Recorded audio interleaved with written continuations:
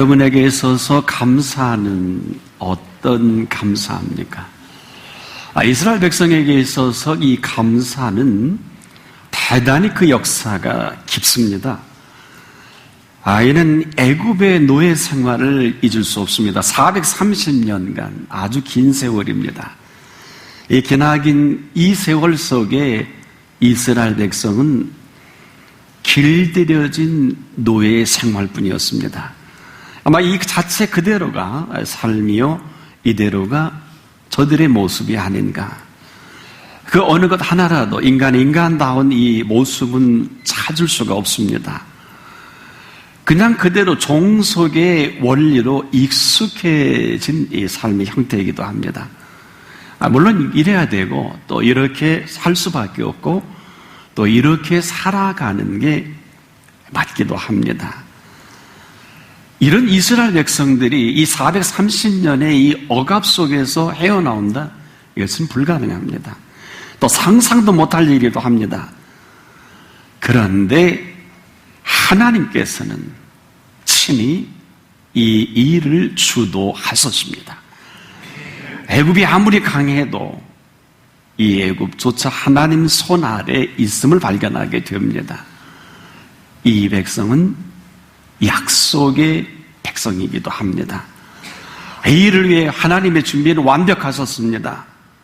무려 80년 동안 하나님의 사람 모세를 준비합니다. 그리고 나서는 그야말로 하나님의 통치가 당대의 가장 강국이었던 애굽을 어떻게 통치하시는가를 우리에게 보여주십니다. 애굽도 하나님의 통치 아래에 있고 모세도 하나님의 통치 아래에 있으며 이스라엘 백성도 430년의 이 고통이 도대체 하나님의 통치 속에서 어떤 모습인가를 우리에게 적나라하게 보여준 역사적 사건이기도 합니다. 이 하나님의 통치가 상상할 수도 없는 하나님의 방법으로 출애굽을 하게 하는 것입니다. 그런데 이 하나님의 마음을 헤아리지 못한 이 백성이 한 40여 년의 광야의 세월을 지내보냅니다. 약속의 땅 가나안을 향한 행군이었습니다. 얼마나 안타까운 일인지 그 세대의 가운데 하나님이 아무래도 가나안 땅에 들여보낼 만한 백성이 되질 못하는데 오직 두 사람 여호수아와 갈렙만큼은 하나님이 그 약속의 땅을 들어가게 하시면서 그 차세대인 다음 세대와 함께 결국 약속의 땅에 다다릅니다. 40년간 한 번도 농사를 지은 일도 없고 그리고 저들이 옷을 헤어 입은 적도 없습니다. 아찔히 실로 놀라운 일이 아닐 수가 없어요. 40년간을 농사도 짓지 않고 어떤 애쓰고 수고하지도 않은 이들을 먹여 살리신 것은 참 놀라운 일이기도 합니다. 그런데 문제는 이 가나안 땅에 하나님이 이 젖과 꿀이 흐르는 가장 비옥하고 기름진 땅을 준비하셔서 이제 그 7 족속은 하나님의 도구로 쓰임받은 것에 불과한데 이 백성을 다 내어쫓고 그 약속의 땅에 거하게 합니다. 이런 그들에게 하나님은 너무도 잘 아시기 때문에 1년에 3대 절기는 명령을 하셨어요. 그 첫 번째가 무교병 절기입니다. 이 무교병 절기는 출애굽할 때 누룩을 넣지 않은 이 떡을 먹고 나오게 되죠. 너희들 평생 이것은 잊지 마라. 이 무교병 떡을 먹되 7일을 먹을 수 있게 하셨어요. 하루도 아니고 7일 동안 너희의 지난 머릿속에 생각 속에 하나님이 너희를 건져내셨다. 이 무교병 절기입니다. 또 하나는 이제 그 비옥하고 젖과 꿀이라는 땅에서 농사를 지어 첫 번째 결실이 있어요. 이것을 첫 결실, 첫 열매를 할 수 있겠는데 네가 수고해서 뿌린 것의 처음거든. 이제 추수의 시작이거든요. 계속해서 자라고 열매를 맺어갈 것인데 이 주신 분의 감격과 감동, 이 고마움을 잊지 말고 첫 열매, 여러분에게 있어서 첫 열매는 어떤 걸까요? 처음 취직을 합니다. 사업을 해서 처음 소득이 생겨지거든요. 아마 이것은 우리에게 엄청난 그 언약을 이루어갈 첫 시작의 약속이 아닌가. 그래서 지금도 첫 열매, 첫 소득이 이렇게 중요한 것입니다. 이건 매해 한 번씩 기억하라 하셨고, 또 세 번째는 수장절입니다. 이것을 지켜라. 이것은 네가 밭에서 수고하여 이룬 것을 그해 말에 모든 곡식물을 저장해서 너희가 쌓아두거라. 여러분, 이것은 추수감사거든요.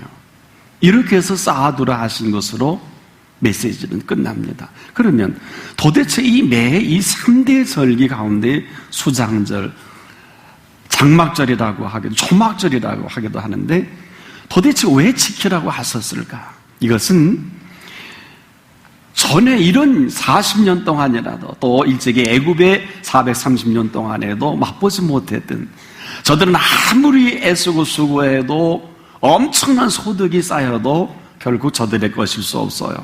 주인 것입니다.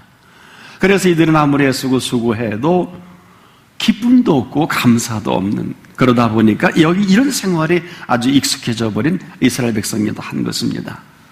아무리 애써도 내 것이 없어요. 그러나 이 약속의 땅에서만큼은 네가 수고한 대로 네 결실을 얻을 것인데, 좋아만 하지 말고 이 모든 것들은 그 애쓰고 수고한 이 모든 것들을 애쓰게 하셨고 수고하게 하신 것을 잊지 말라.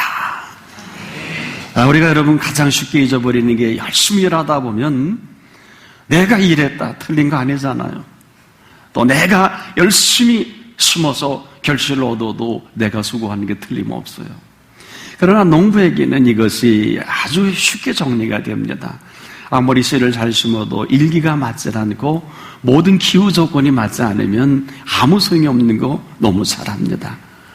그런데 그 나머지 사람, 또 농부를 할지라도 여러분 애쓰고 수고한 것에, 물론 내가 애쓰고 수고합니다마는 애쓸 수 있도록 애써주신 분을 잊지 말라.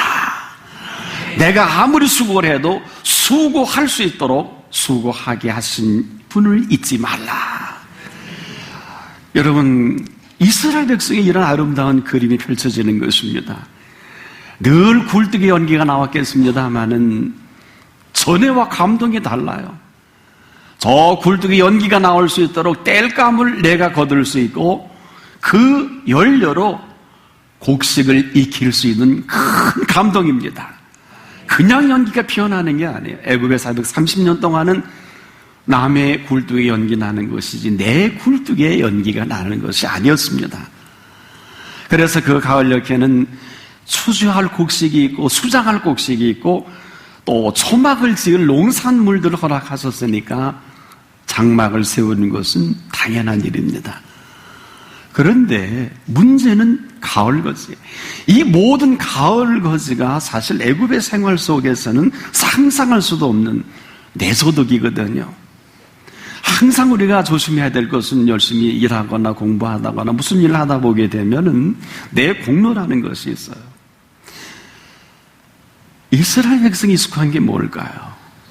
내가 애쓰고 수고한 이것이 전부가 된 일쟁이가 되어버렸어요. 그저 나는 이렇게 사는 거다.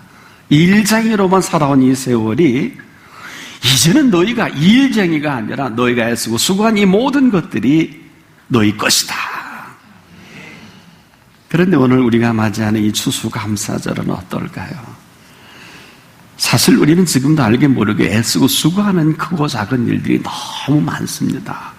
공부도 그렇고요. 또 다른 모습의 일도 그렇습니다.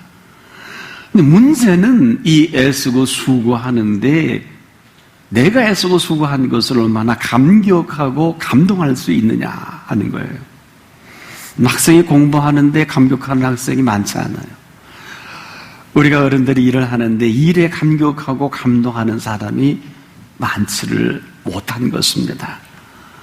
이스라엘 백성도 마찬가지예요. 오히려 노예 생활에 익숙한 이들이 일하면서도 늘 옛날 생각이 났어요.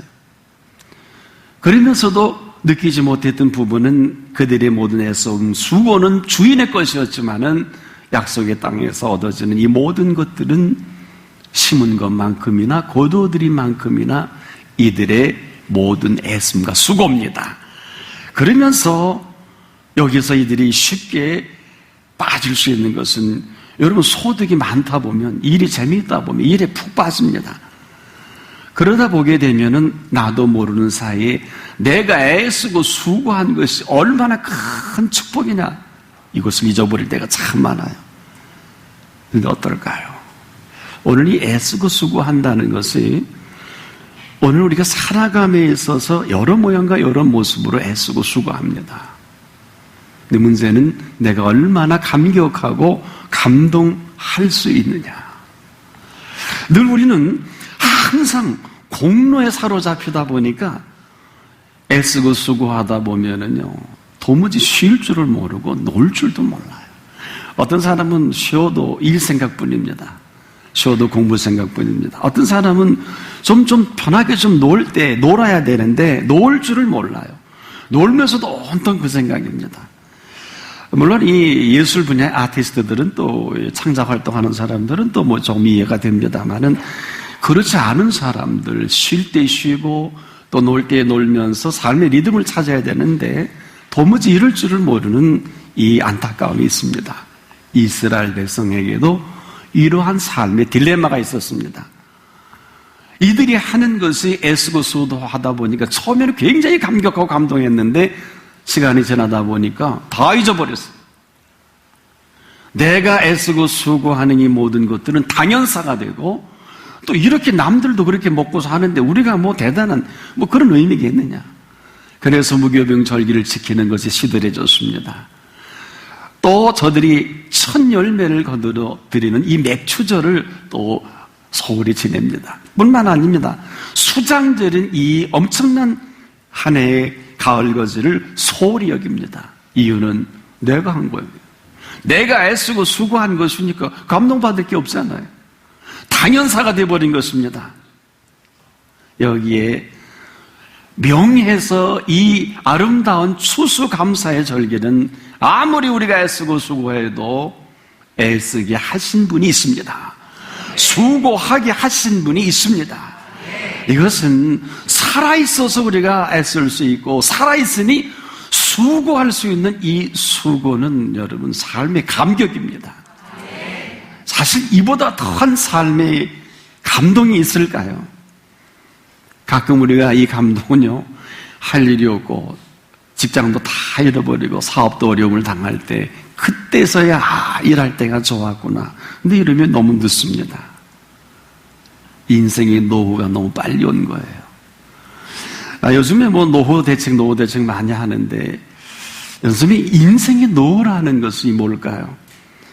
노년에 맞이하는 노후만은 결코 아닙니다. 여러분, 할 일이 없고 애쓸 일이 없고요, 수고할 일이 없으면 아무리 젊어도 그냥 노후를 맞이할 수밖에 없어요. 하지만 노후를 할지라도 할 일이 있고 애쓸 일이 있으면, 수고할 일이 있으면 이보다 더 위대한 노후 보장은 없습니다. 여기서 우리가 좀 냉정할 필요가 있습니다.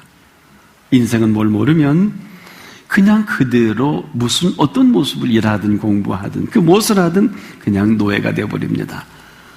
어느 틈엔가 공부를 하다 보면 공부가 노예되고요, 일을 하다 보면 일의 노예가 되는 게 뭘까요? 애씀과 수고의 노예라는 것입니다. 항상 물어야 됩니다. 누굴 위해 공부하는가? 누굴 위해 일을 하는가? 그럴 만한 분명한 이유가 있어야 합니다. 그렇지 않으면 어느 틈엔가 애씀과 수고에 푹 빠져 헤매이고 생을 마감하는 사람이 한둘이 아니에요. 그래서 우리가 알게 모르게 그냥 지나쳐가는 이 삶 속에 참으로 이 소중한 이 한 가지, 뭘까요? 내가 애쓰고 수고하는 감사합니다. 이것은 생애의 근원적인 이 원리를 찾는 아주 소중한 시간이기도 해요. 여러분, 이 감사는요, 그냥 감사가 아니에요. 여러분이 아는 범사의 감사는 어떤 감사입니까? 이것을 해주고 저것을 해주고 이렇게 저렇게 해서 하는 것이 범사에 감사합니까? 천부당 만부당. 우리가 범사에 감사는 물론 그것도 감사가 될 수 있겠습니다만은 범사에 감사는요, 내 삶을 하나님이 통치하시는 이 일에 감사하는 것을 범사에 감사하는 것이다. 하나님의 통치를 인정하는 것이거든요.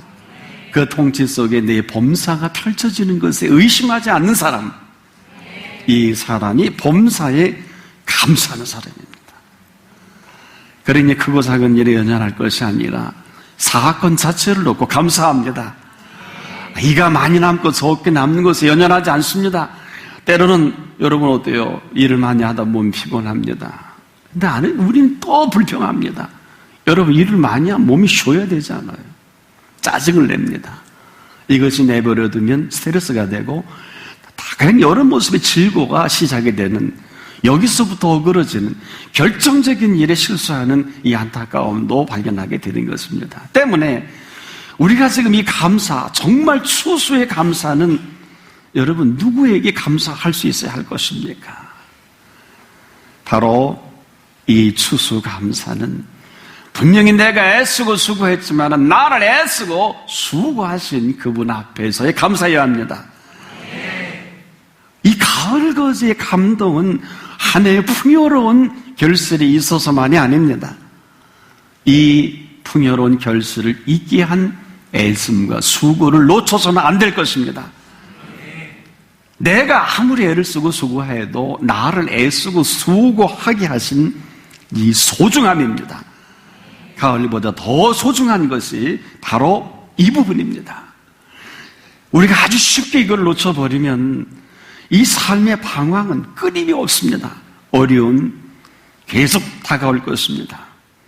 오늘 많은 사람들이 할 일이 없다고 하면서 일자리 창출로 우리나라뿐 아니라 미국에도 마찬가지, 유럽에도 마찬가지입니다. 그런데 여러분 한번 조용히 생각해 보십시다.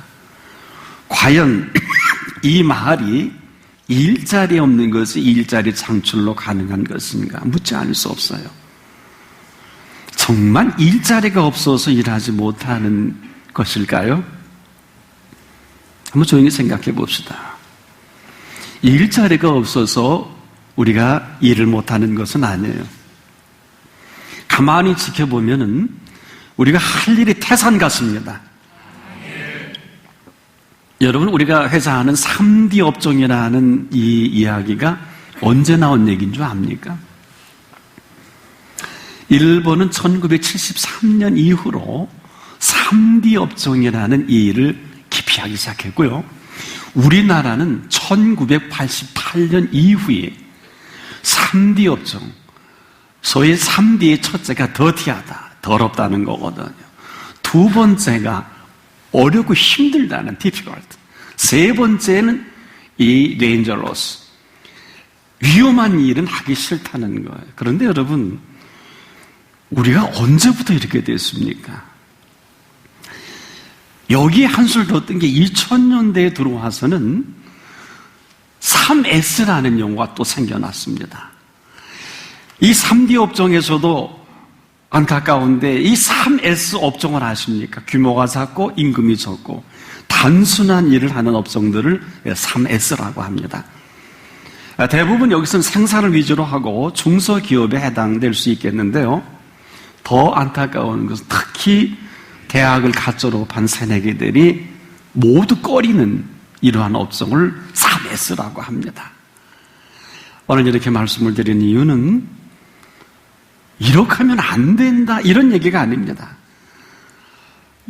우리가 오늘 한번 깊이 생각할 수 있어야 할 것은 일을 모르는 사람이 되어서는 안 된다. 결국 일을 모르는 사람은 일을 할 수가 없어요.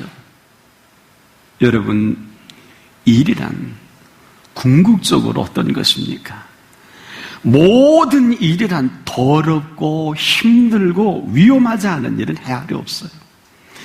여러분이 좋아하는 의사 선생님 되길 참 좋아하시는데 깊이 들어가 보시면 의사 선생님들은 늘 더러운 그 상처를 만지셔야 돼요. 그런 거 아세요? 뭐 그렇지 않은 의사분들도 많이 있습니다만은 뭐 비뇨기과다. 여러분 또 우리가 생각하는 뭐 여러 가지 그 순환기 계통 뭐 이런 것에 생각해 보면 우리가 내분비 계통에서는 사실 다 더러운 부분이에요. 힘들고 어떻습니까? 시술이 힘들고요. 위험은 어때요? 사망까지 합니다. 어찌 보면 가장 더럽고 힘들고 위험한 일이 의사 선생님들이 하시는 일이 아닐까. 그런데 우리는 또 의대 가지 못해서 너무 안타까워하고 그러지 않겠습니까? 여러분 좋은 일이 뭘 것 같아요? 공부요? 공부가 쉽습니까? 여러분 공부도 이 세 가지를 다 겪어야 돼요. 여러분 공부가 더러운 것을 아십니까? 공부가 힘든 걸 아십니까? 공부가 여러분 위험스러운 거 아십니까? 이것은 제대로 공부한 사람들은 다 아는 일이에요. 쉽게 말하면 지식도 제대로 섭렵이 되지 않으면 경제에 치명타를 주고요. 경영학에 새로운 도전을 합니다. 쉽게 말하면 이데올로기까지 영향을 주는 게 경제 논리요, 경영 논리입니다. 여러분 아십니까? 제대로 공부한 사람들은 다 압니다. 그래서 우리가 책상에 앉아있는 사람들 어렵게 생각하지 마세요. 좋은 게 안 난 사람은 공부 안 한 사람이에요. 공부하다가 피부가 까칠해질 정도로 공부 안 하면 어느 학문이든 통달할 수가 없어요. 공부를 안 해본 사람이 공부가 쉽다고 하는데 여러분 진짜 공부하는 사람은 힘든 거 다 압니다. 그래서 우리는 우리의 애씀과 수고가 없는 일은 없다. 그런데 우리가 지금도 이 안타까운 것은 정말 찾아보면 더러워서 그렇지요. 힘들어서 그렇지요. 위험해서 그렇지 할 일은 많이 있습니다. 문제는 우리의 자세예요. 내가 정말 어떤 모습으로 애쓰고 수고할 것인가 이것은 내 몫입니다. 대개 우리에게 훌륭한 모습을 보이시는 분들은 어떤 업종을 관계하지 않고 아름답게 그 일에 아무리 더럽고 어렵고 힘들고 위험해도 이 삶을 일을 즐기는 분이 참 많이 있습니다. 우리 어머니는 어떨까요? 어머니들은 어머니 수고로 아이가 잘 성장합니다. 근데 아이의 지른 자리 마른 자리 이거 어머니 수고예요. 또 어머니의 사랑과 애씀으로 아이의 인격이 형성됩니다. 바로 우리는 오늘 이 아름다운 절기에 애씀의 철학과 우리가 수고의 미학이 있어야 되겠다. 애쓸 때 애쓰더라도요 분명한 애씀이 있기를 축복합니다. 수고가 아무리 수고로울지라도 여러분 이 수고의 미학이 있기를 축복합니다. 우리가 애쓰고 수고하는 이 모든 것들이 나를 감격하고 감동하지 않는다면 삶은 황폐해지고 말 것입니다. 여러분 그런데 오늘 이 시간까지 나를 애쓰고 수고하게 하는 동력이 어떤 것인가? 가을거지만 아닙니다. 가을거지하는 농부가 겸손히 물어야 할 질문이기도 합니다. 얼마나 중요합니까? 조용히 묻자고요. 내가 산을 향하여 눈을 들리라. 나의 도움이 어디서 올꼬? 나의 도움이 천지를 지으신 여호와에게서로다. 여호와께서 너로 실족지 않게 하시며 너를 지키시는 자가 졸지 아니하시리로다. 이스라엘을 지키시는 자는 졸지도 아니하고 주무시도 아니하시느니라. 여호와는 너를 지키시는 자라. 여호와께서 내 우편에서 내 그늘이 되시나니 낮에 해가 너를 상치 아니하며 밤에 달도 너를 해치 아니하리로다. 여호와께서 너를 지켜 모든 환난을 면케하시며 내 영혼을 지키시리로다. 여호와께서 너의 출입을 지금부터 영원까지 지키시리로다. 여기에 우리의 애씀과 수고가 어떻게 만나져야 할까요? 그 그늘 아래 수고하는 것은 쉼이기도 합니다. 그 지키심에 펼쳐가는 것은 어떤 애씀과 수고라도 기쁨입니다. 수고할 수 있게 하심을 잊지 않기를 바랍니다. 애쓸 수 있도록 은총 주심을 잊지 마십시오. 우편에서 그늘이 되어 주셨고 낮에 해라도 밤에 달까지라도 어느 누가 해칠까 오직 그분 노심초사하시면서 오늘 우리 모두를 지켜주셨습니다. 그분은 지킴이라는 선언입니다. 우리 부모는 연로하시면 세상에 계시지 않아요. 때로는 아내도 남편도 먼저 세상을 떠날 수 있어요. 내가 그렇게 사랑하는 그 사람들도, 내가 아끼는 존경하던 분도 어느 땐가는 내 곁을 떠날 때가 올 것입니다. 아무도 나를 지켜줄 지킴이는 없습니다. 오늘 이 아름다운 계절에 여호와 하나님은 우리 모두의 지킴이십니다. 내가 너의 출입을 지금부터 영원까지 지키시리로다. 지키심이 아니면 홍수가요, 해일이요, 허리케인이요, 가뭄이요, 이 기후가 감당할 수 없을 만큼 엄청난 변화된 이 변화는 아무도 손을 댈 수가 없습니다. 가을 거지가 괜찮다고요. 괜찮은 게 아니라 그분이 괜찮게 하신 것입니다. 우리 한국의 나주배는 전 세계 최고로 고가이면서 맛있기로 유명한데, 어느 해인가 그저 가을에 배딸쯤에서 여러분 아시는 대로 그 우박이 내려서 아마 소득을 못 건진 때가 있을 거예요. 그때 우박이 내릴 절이 아니었거든요. 기억하십시오. 내가 아무리 애쓰고 수고해도 나를 애쓰게 하신 분이 있습니다. 나를 수고하게 하신 분이 있습니다. 아무리 내가 애쓰고 수고했다 할지라도 여전히 그분은 오늘도 나를 지키시고 나를 보호하시며 나의 출입을 지켜 보호하십니다.